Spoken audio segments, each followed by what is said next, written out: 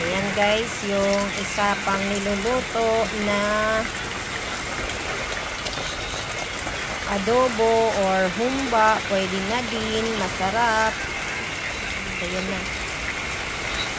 Tapos na yung ano, habang ang lakas ng ulan dito. Ayan na.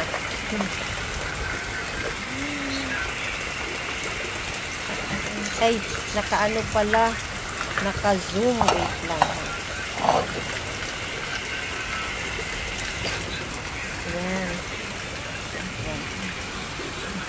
Ayan na.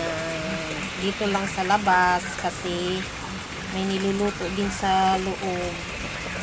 Yung maliit na kalan yung ginagamit namin. So, marami pang sabaw siya. Ayan.